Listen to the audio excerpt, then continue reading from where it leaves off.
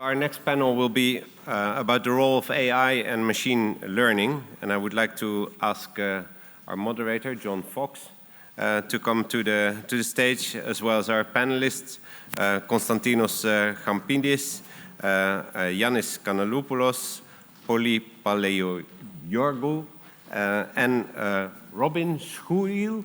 No, Robin Schuil. Okay.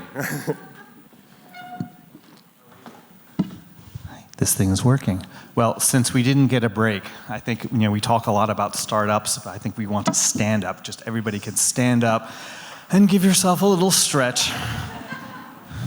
You'll need it. You'll need the extra hey, ho, hey. No, but there's a real reason for doing that. We can sit down now. Sadly, this is a crushingly dull topic, and there's no controversy, so I wanted to make sure everybody had a bit of liveliness. No, that's actually not true. It's a fascinating topic, full of controversy, and if you look under your seats, there are seat belts in case there's turbulence during the conversation, and if it really goes off the edge, there are flotation devices as well. I don't know whether we have anyone else joining on Zoom. Is that going to happen? Okay. So I wanted to, pretend that there are no cameras here, and we're just going to have this little quiet conversation amongst ourselves, and you get to watch. I want to introduce the panel. I also want to level set a little bit about this. As we said, my name is John. We have Robin, Polly, Yiannis. Since there was another John that was supposed to be in there, but is he joining us? Well, see, that's good. So that means well, it's good for Yiannis, because otherwise there's going to be two Johns against one Yiannis. So I'm curious about this. Oh, wait. I'm seeing.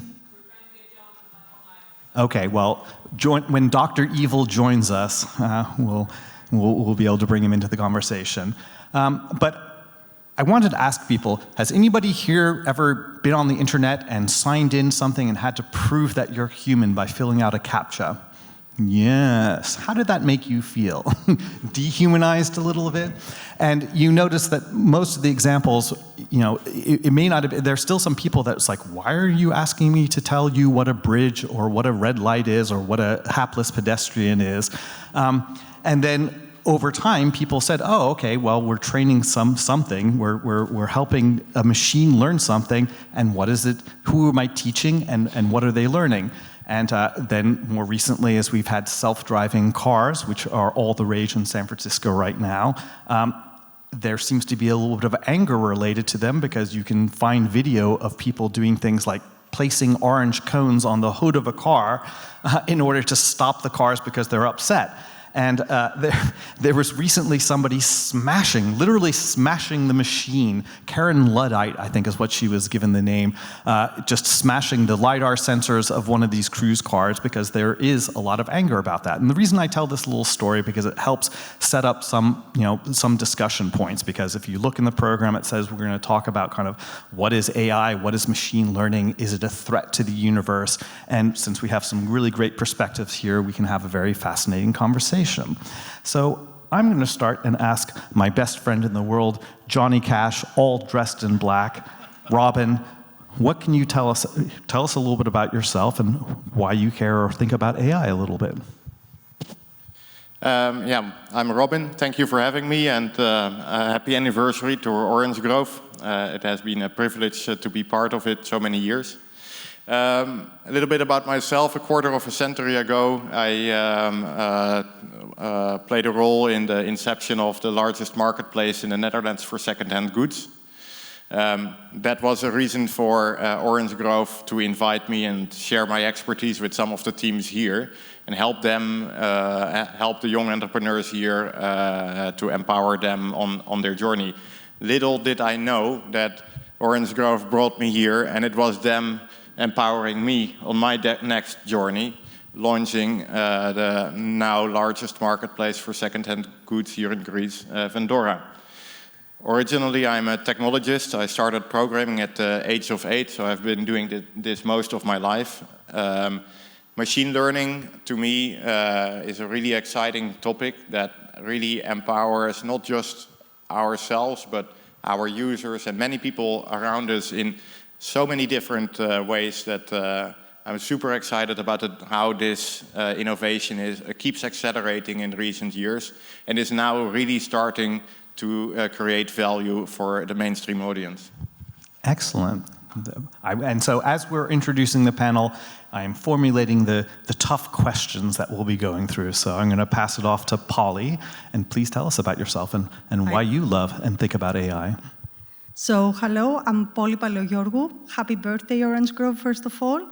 I work for Microsoft Digital. Microsoft Digital is the internal IT department of Microsoft, of course, and I'm the head of digital for Central East Europe. Is around 32 countries. I say around because we're losing some, like Russia, you know, because of the conflicts that you know.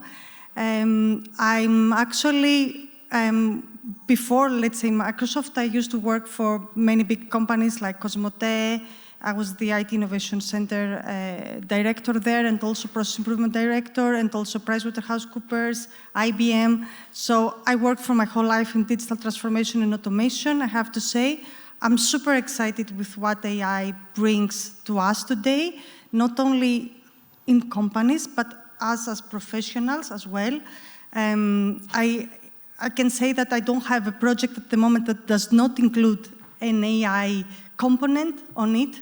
So every project in my list has some AI capabilities there.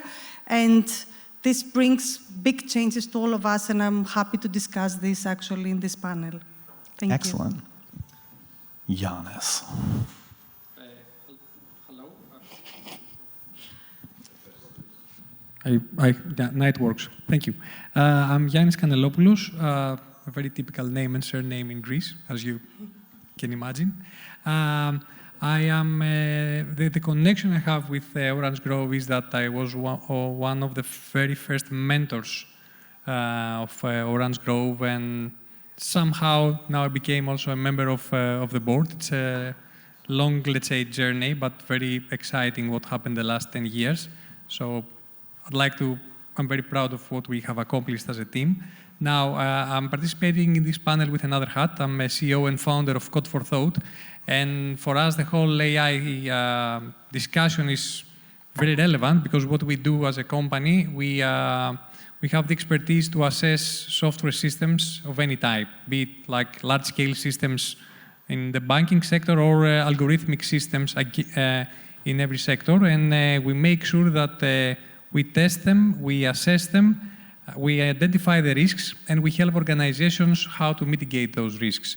And especially in the area of AI, which for me is very broad, it's not just ChatGPT or things like that. It can be a very smart spreadsheet with an algorithm behind. We make sure that there are no social biases, that decisions can be explained, because all these things that nowadays we call trustworthy AI, and lots of legislations in Europe, United States, UK are coming towards us. Welcome, hello, Dr. hello. Evil. Γεια σου, Γιάννη. I'm here. Thank you very much for being here. Happy birthday, Orange Grove, also. So I want to warn you, since you are in the Dr. Evil position, I am taking advantage of my selfie camera to make sure that you're not making any kind of odd gestures in front of us to make us look foolish. But do give us a quick introduction. Tell us who you are and why you dream of AI. So yes, I'm John Nousis, co-founder of Travelmyth. Travelmyth is a hotel meta search engine that helps travelers find the best hotels according to their needs and preferences. We have about 4.5 million hotels worldwide, divided to 60 and ranked into 60 different categories, some of which are very unique, like hotels that were former castles, or hotels with infinity pools, beachfront hotels, and things like that. So the travelers can combine also categories and find the best hotels around the world. Excellent. Thanks so much. Yeah.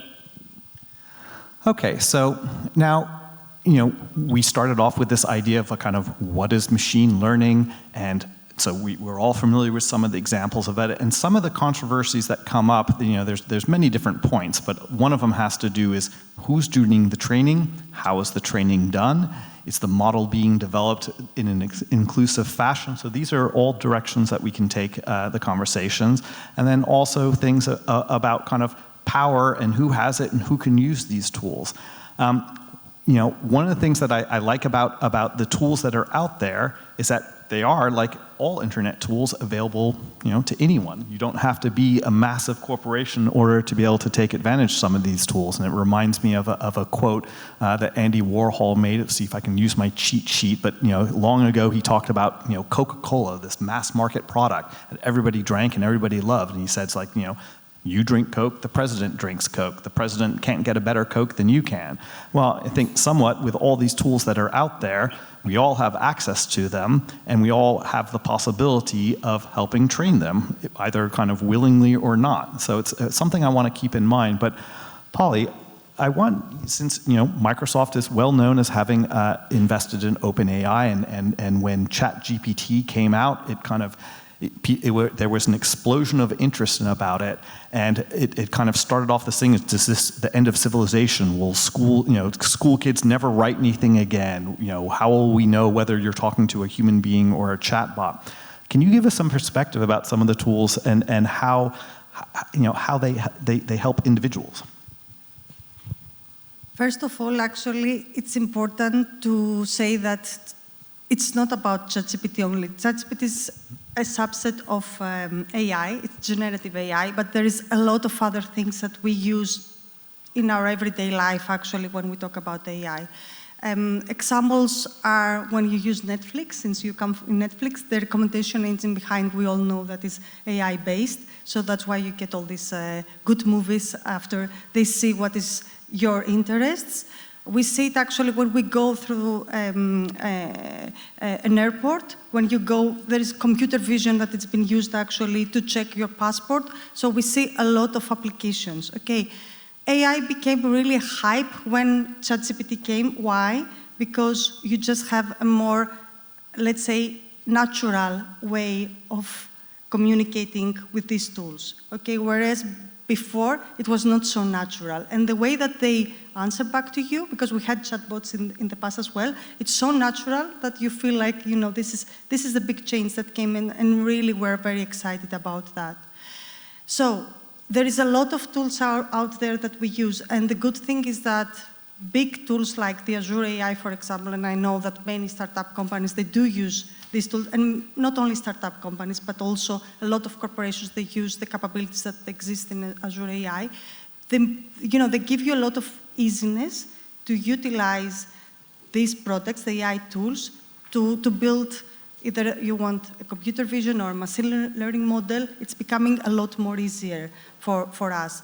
So this will change our life. So the way that we learned, and we learned how to use Excel many years ago, and PowerPoint, this is what we need actually to do now as well. It's educate ourselves to start using actually these tools, because these are going to become the tools that we need to use every day to make our job easier, and of course not make our job easier, to be more efficient, not to do a lot of admin work, to concentrate on the most important, become more creative, and look at things from a strategic point of view and not from a task, an admin point of view. So this is what I see changing in our world today. Excellent, thanks so much. So then I think that's a really fascinating point that we want to pull on a little bit. When I will give you a little inside thing. We met together, we talked about kind of what we wanted to talk about. And one of the notes that I had made, I said that, in the world of software engineering, that's how I'm paying for my kids' education, I've come to start, understanding that the least difficult part of what I do is writing code. Because, there are so many tools to teach you how to write code in any programming language on any platform, and well before generative AI came along, you could enter a cleverly crafted search term. How do I do X on platform Y in programming language Z? And through websites like Stack Overflow, you could get code snippets. It would be a great way of getting started. And as you were saying, it's like, chatbots, machine learning, they've been around for a while. What's happened is the quality of the responses keep getting better, and the naturalness with which we interact with them has changed everything. But when people start saying, is AI coming for our jobs, it's hard to say, well, like, if all you were able to do is copy and paste code from Stack Overflow, chances are, then yeah, that work can be, if you just want to generate some code for doing something, it could be done quickly. So then the question comes along, do you use it just to use it as a higher starting point so that you can do new things, or do you use it as a kind of cost-cutting mechanisms? And there are interesting answers for that. But John, up there, Dr. Evil John, he's going to hate me for doing this, but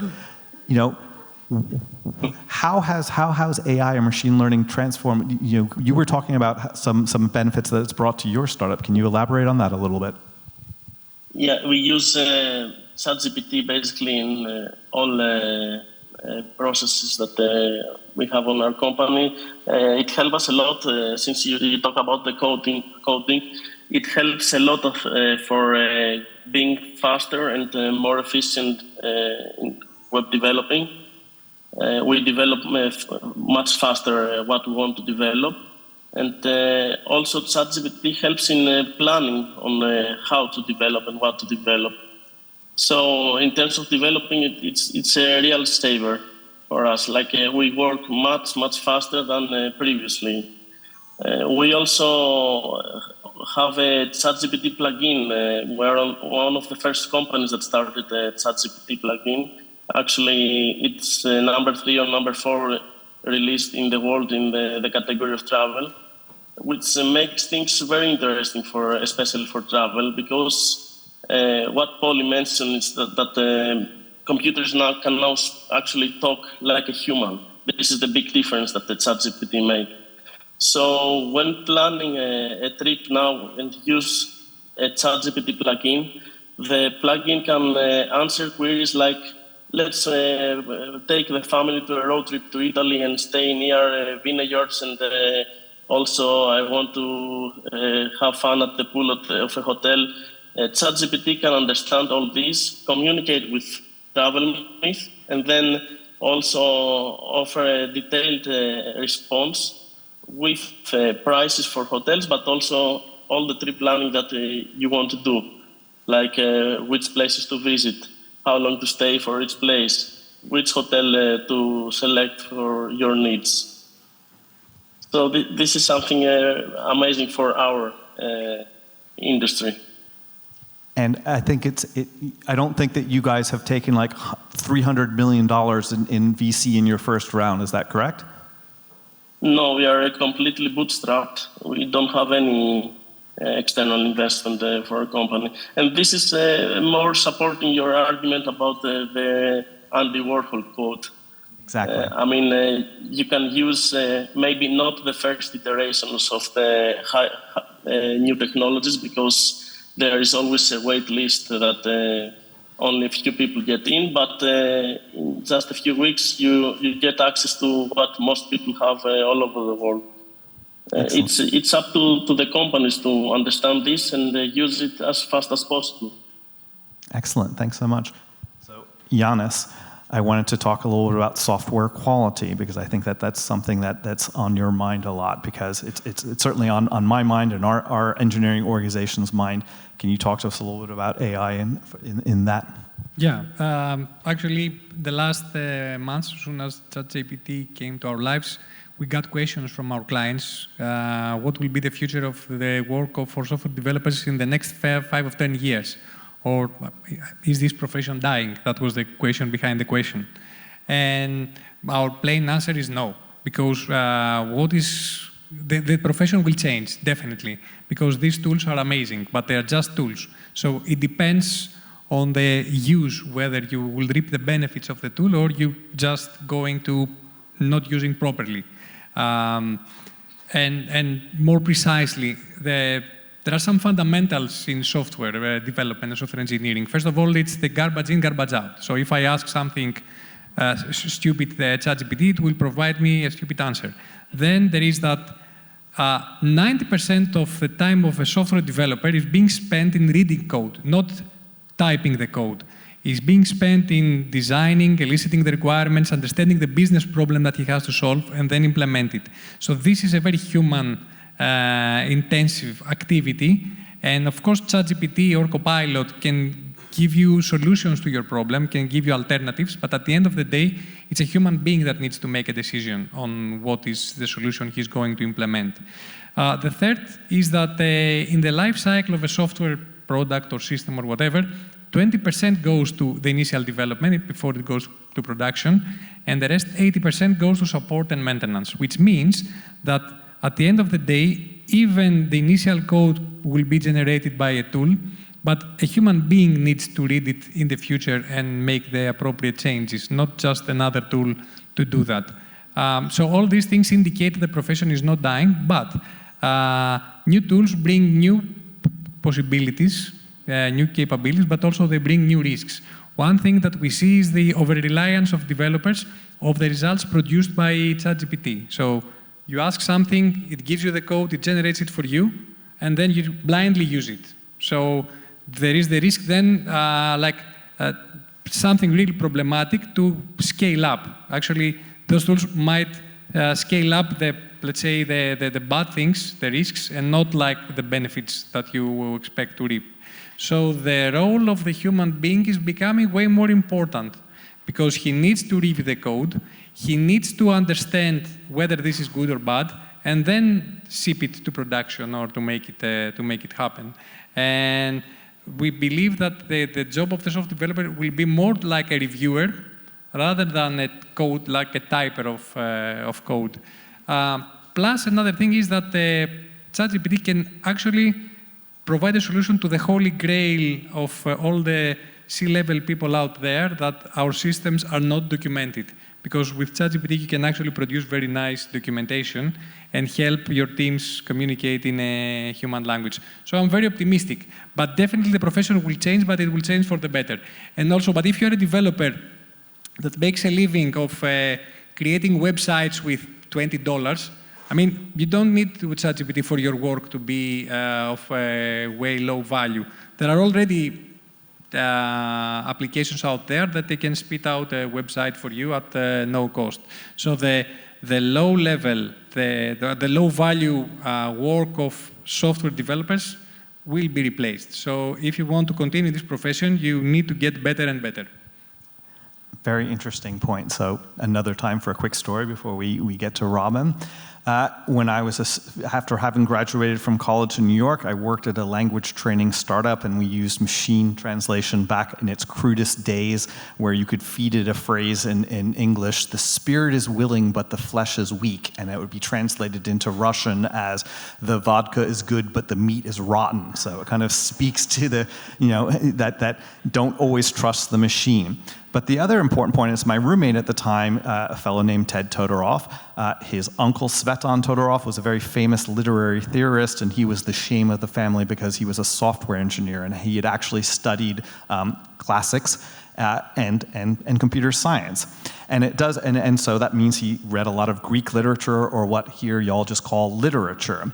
But I make that point not just to be facetious, because you put on something point, because even my kid who's just started in university, one of his first English assignments was, why should we care about writing English papers or the humanities at a STEM school? And the argument has to be is that unless you understand humanity and understand philosophy and all these things that I think is done very well in many countries, that is you can train, you can learn how to code very quickly, you can have machines help you kind of go along the way, but how you apply it, how you think about the models, what you use it for is the thing that depends on your humanity. So speaking of humanity and all things sustainable, because that was an important point of this, one of the reasons why I think Vendora is really great for sustainability is because it creates a market for items which can kind of like, it's better to reuse something than to keep buying more and more and more and more of the same stuff. But for that to be able to work, you need a marketplace that functions. What can you tell us about your use of AI in making your platform work? Yeah, thank you. Like John gave us examples, also my team is using GPT in all departments, from customer support to, for example, marketing, where we can much better personalize the ads and create it for every product that is on sale on our ad, where before that was just not possible with the resources we have in the team. It learns from how these ads perform through Google and through Facebook, and GPT can make better ads based on which ones perform better, and so it becomes a marketing automation that really helps us grow.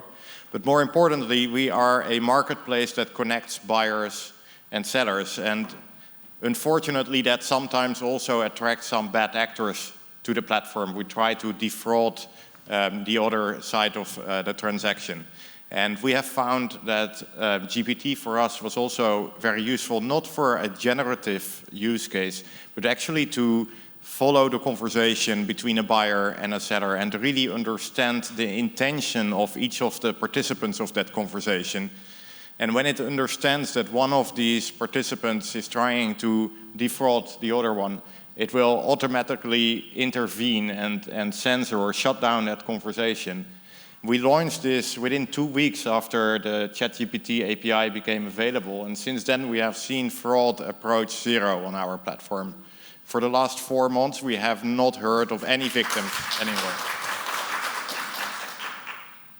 Later, I spoke with a startup in Ireland that I think has an even stronger use case for the use that we found with GPT, where they were building a solution against online predators. And I helped them take it from a keyword and pattern-based approach that can always be relatively easily avoided to leverage GPT to understand when an online predator is trying to groom your child online for sexual abuse. And I think that even more so, we can have AI really de-risk the online environment for us and keep our children and ourselves safe. Excellent. Bravo. Yeah. So, yeah. Thank you. So I think that's really good because it helps us, we've had some examples of kind of what it is, what it isn't, kind of what makes it helpful for you as a startup or as an individual. I'm kind of curious to ask the panel some questions like, what do you worry about? Do you worry about anything about what you've seen so far, or is it all just sunshine, rainbows, and lollipops? So, Polly, would you like to take that? I'm not worried about AI, John, at all. Like everything new, you should actually see that with skepticism, of course, but we should see all these opportunities that we have. So Yiannis talked about the change of the software engineer profession, but we need to see also how many new professions and new jobs are going to be created out of AI. We hear in the engineering side on AI engineering or prompt engineering, even AI project manager. If you go through what people are what companies are looking at people that they do have the skills they have today, plus they have built extra AI skills, they know how to use the AI tools available out there. So I think there's several opportunities for each profession, not only the software engineer, because I think we talk about, but for a lawyer, again, how a lawyer can use the AI tool. Every company or an HR professional or whatever job, we have to think about our jobs and go and see how can I embrace all these AI capabilities to be better, to be more competitive, because I know that in my next interview, I'm going to be the one that I've been chosen for because I've become more competitive advantage. I know how to use this. I make I will become more productive and more efficient for the company, which is really important. And also for myself, because at the end of the day, this creates also well-being for me. I'm finishing my day earlier when I use Copilot today to draft my emails. I think this is really important to see it also from our perspective, from our well-being. So I'm not afraid, I'm just very optimistic. Of course, there is a lot of things that company need to take care of, and this is where responsible AI comes. So when we develop AI tools, we need to think about, as we say in Microsoft, there's six key principles. This is about fairness. So we need to be fair. We talk about bias. There are 25 different types of bias. So we are biased as people. So, when these systems copy our behaviors, of course they can become biased. So this is something that we need to treat very carefully, to test very well, to use tools that exist out there to check about to identify if any bias exists. So it's about inclusiveness. We need to include everyone, despite of the age, race, sexuality, religion, whatever. So everybody has to be included in these tools. Then we talk about security and compliance, which is really important, reliability and safety. You mentioned at the beginning about this car that people wanted to break it. So what about the reliability and safety? What has been done around this principle is very important.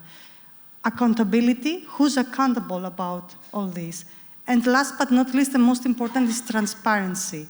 So whatever we launch, we are very transparent as a company to say how we develop that, what type of data we're using. This is really important for people to feel safe and trust on the products that we are launching. So for me, the world is changing, and we have to embrace it, all of us. We need to see the good out of that. Excellent, thanks so much.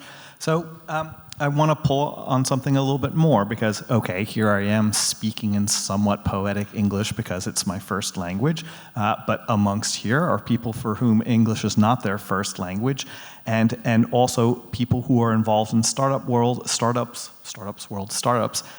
where they want to compete in a global playing field. Should I give it to Dr. Evil or should I give it to Robin? Robin or Dr. Evil? Who should I give the next? Dr. Evil. Okay. So the question, what I want to ask about is how have these tools that are available?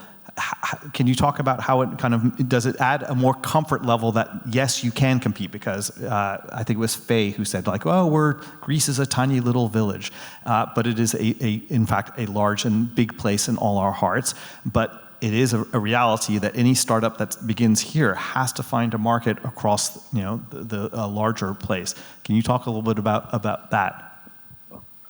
First of all, I lost you from the screen and I can't see you. I see myself double for some reason.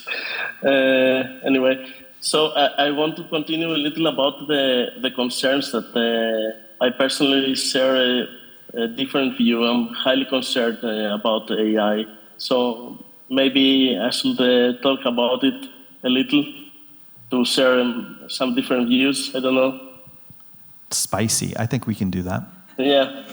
Okay, I'm concerned in many different levels. It's a long discussion, but the main two are, first of all, regional, because Europe is left behind by far from the United States in investments in AI and the use of AI. And I'm very concerned about what the situation in Europe will be when the rest of the world goes in fast forward. And it's a thing that we live in an era where technology, in whichever industry it enters, it wins.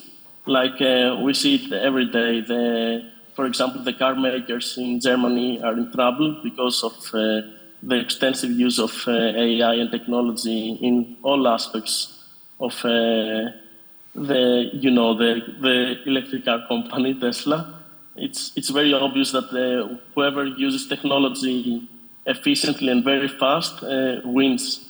And we see also companies in agriculture going very, very fast because they use technology. So I'm very concerned about all the roadblocks and the very few investments that are being done in Europe versus US and China, for example. Another thing is that what Robin mentioned about moderating, let's say, a chat or finding out predators with AI, the same AI can be used to create predators that will be quite sophisticated and difficult to detect. So AI can be used in both ways, and I'm very concerned about this. Okay, well, point and counterpoint.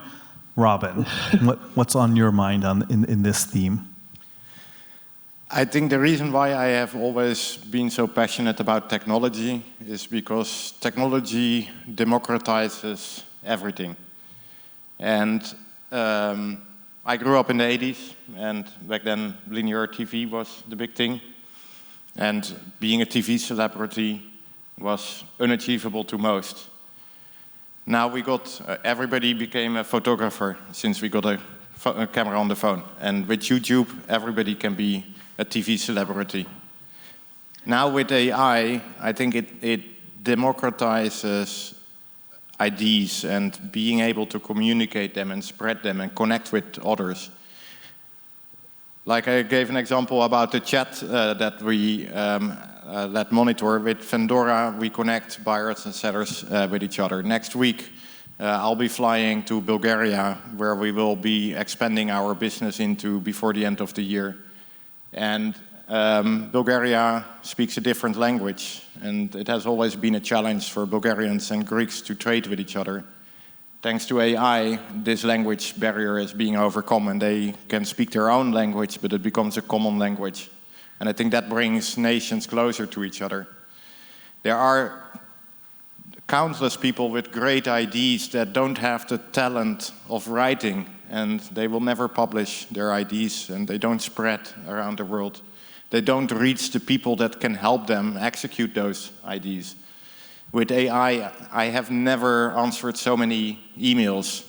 I have never published such great LinkedIn posts that helped me structure my ideas and get the thought that I had in my head out there and in front of others in a way that they could understand it.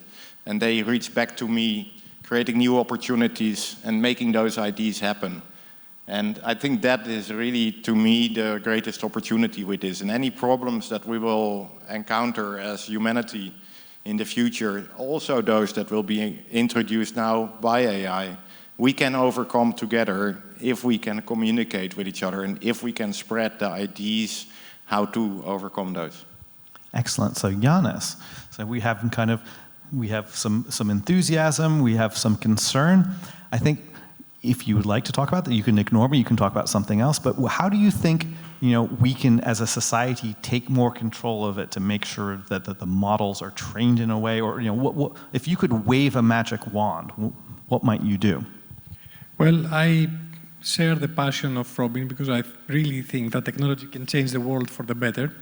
But we shall not forget that technology is being developed by humans and is being used by humans. And there is a famous law in, let's say, in socio-technical discussion, the Conway's law, which says that every system or every technology produced out there reflects the values and the culture of the organization that produces it.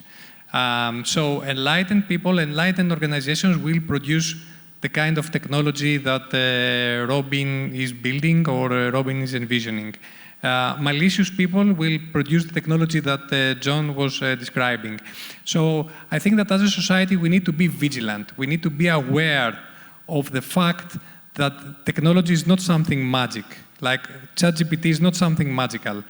There is engineering behind it. And the more demanding we are as a society and civilians to know what is happening behind the scenes, how these models are trained, what is the energy they consume. And legislators also empower society and civilians. I think there is a bright future for everyone. So the role of humans will be even more important because we need to be controlling the tools that we build. But what makes more important is that we need to reflect and think about the technology that we produce. We need to be inclusive, as Polly said. A couple of years ago, we evaluate the computer vision system that detects patients in the hospitals when they fell off their bed. And that system, the team was saying it's inclusive, and it was being tested only to white men and women. And there was in a country that there is lots of diversity. So you understand that somehow we are also biased. So we design things with only our viewpoint in mind, and we need to be very careful on that. And this is a great time because the dialogue has started about these things, about inclusiveness and about become as diverse as possible. So I share the enthusiasm, but I say that as a society, we need to be very vigilant towards the technology that is being produced and very demanding. Excellent. So we're getting down to the last 5 minutes. We have 2 more things that we want to do. I think that I want to just get are people interested in asking questions, or you just want? Okay, so there are definitely some questions out there. I'm sensing that. I think maybe a quick closing thought about something that's very much on my mind. I like to write. I like language, but I can write in the language that I do, and there's nothing worse, I think, when you're in a country where it's not your first language and you're trying to express your idea and you want to feel like you can kind of be on an even playing field. So the skill with which machine translation works now, it was unimaginable not that long ago, and I think that's really amazing. But since my kid is in school, I'm wondering kind of what do people think what should universities be teaching people? What should high school teachers be teaching them, given what we have tools now? Like if anyone wants to take this question, kind of, you raised your hands first. I have an 8-year-old daughter, and this goes under my mind as well, because she knows how to use ChatGPT, and she sees me using Copilot. So what exactly, lessons do I learn to her? So I will speak from my heart, really. I'm trying to teach my daughter that she needs to train her brain. Okay, so and it's the same, you have a calculator at home, but you still learn maths. Okay, so this is how I see ChatGPT versus when she has to do an exercise herself and write an essay for a specific topic by herself. Okay, it's like having a calculator. Everybody has a calculator at home. So your kids are actually learning to do multiplications and, all these maths, because they need to train the brains. So this is exactly what I'm teaching my daughter, but in parallel, I'm trying to teach her skills to learn to do business analysis more. Problem solving, but not only identifying the problem, but solving the problem as well. So, for example, we may actually see a manual process. So even if she's like 8 years old, we're discussing, because she does robotics as well, how could we automate that by using robotics and automation? So what are you visualize for the future? So we do these discussions just for her to start observing things that can be improved by utilizing technology. So this is exactly what I'm doing for my kid. So I don't know if it is right or wrong, but I see her business analysis skills really being developed. And we need that in the corporates as well. We need people that they can break the problem in small pieces and try to analyze and find the right solution to make the problem go away. So it could be safe to say you've got a heart, use it, you've got a brain, use it, and think deeply about this problem. So we have some time left, and I'm going to make the executive decision since we're the last panel. Unless somebody tells me no, we can take a few minutes for questions. So who wants to be the first person? I'm going to choose the woman there in the front. I'm sorry, with the lights I can't see. So I must say, I'll just give you 10 seconds of background so that you understand where I'm coming from. In a previous life, a long, long time ago, I wrote a television series for children's television called I, the Computer. I then joined IBM, where I was told off for personalizing a computer, which was a no-no, because if the older people in here would remember Odyssey 2000, where the computer was based on the IBM called HAL instead of IBM. So, for many years, I was against personalizing computers and AIs, although technologically, I am absolutely excited for the science.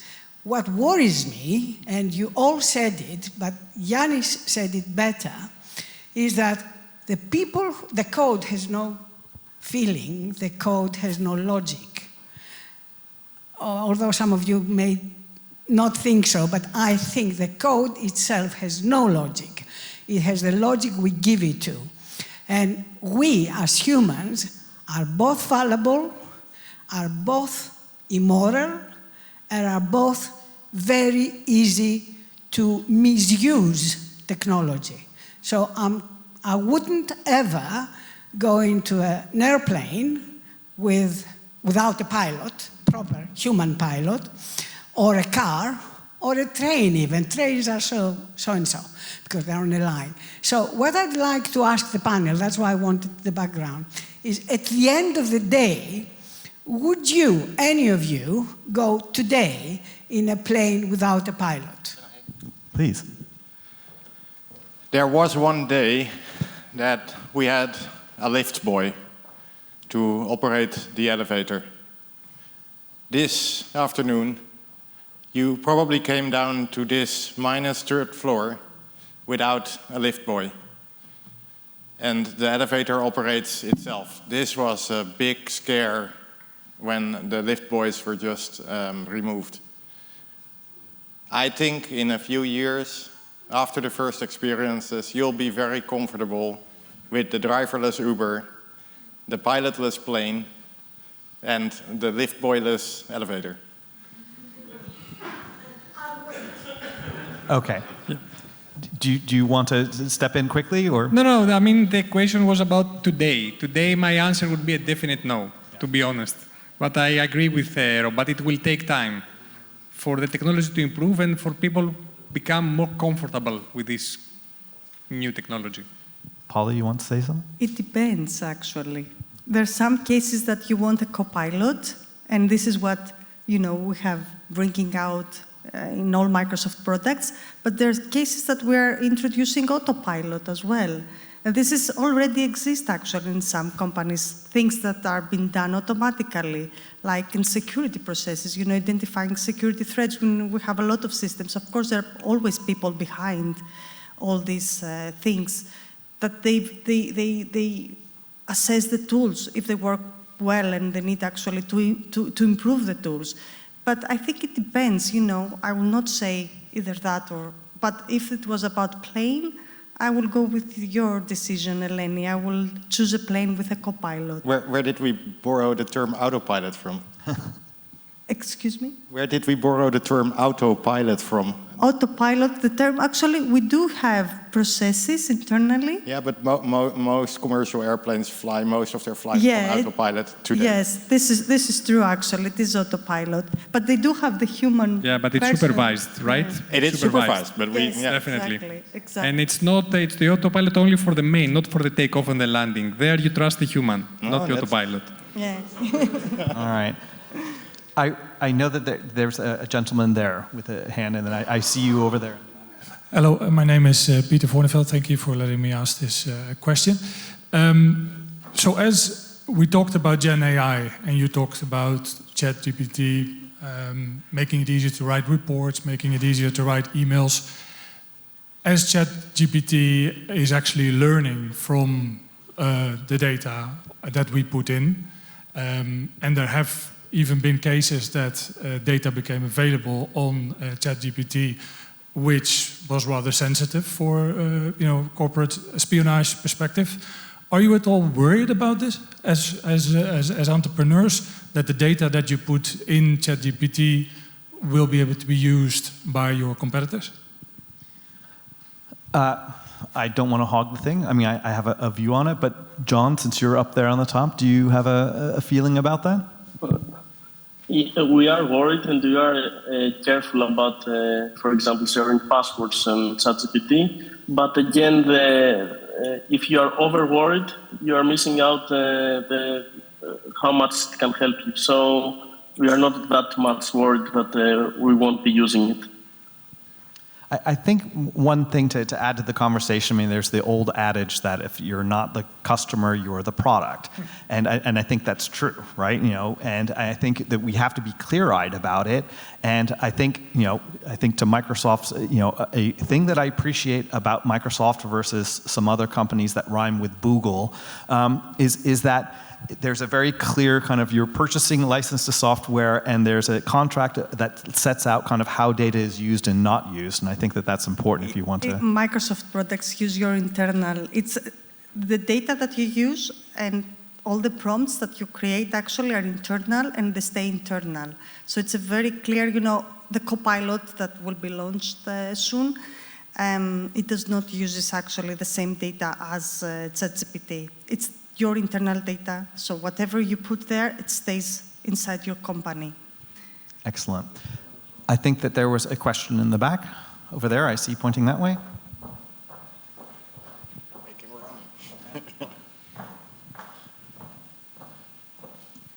Thank you for giving me the chance to ask this question.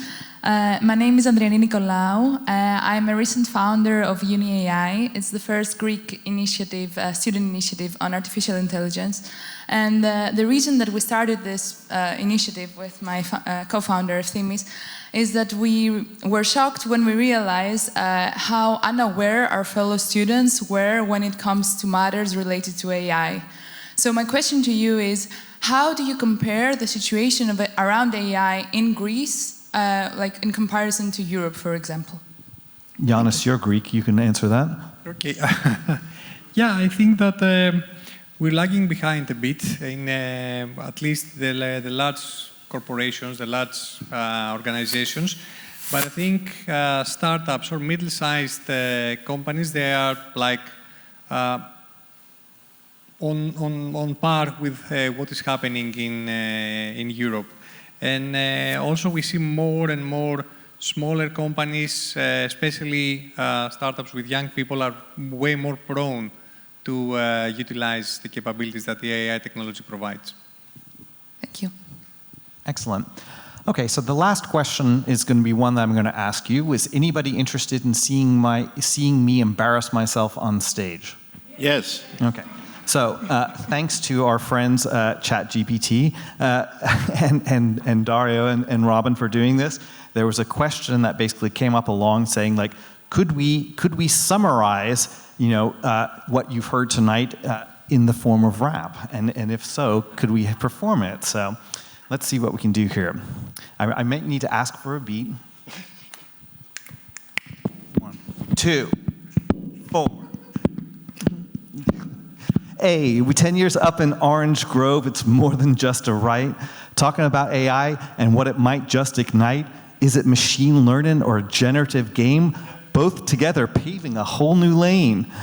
AI, the future, the fear, the charm, could bring opportunities or trigger harm. A tool in your pocket or a threat job-wise got us looking at innovation with watchful eyes.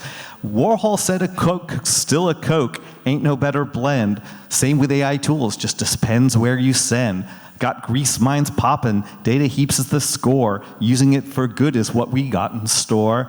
So here's to 10 more years, standing tall and free in the world of AI, making history. To the brilliant minds seeking paths unseen, in this world together, crafting the future's beam.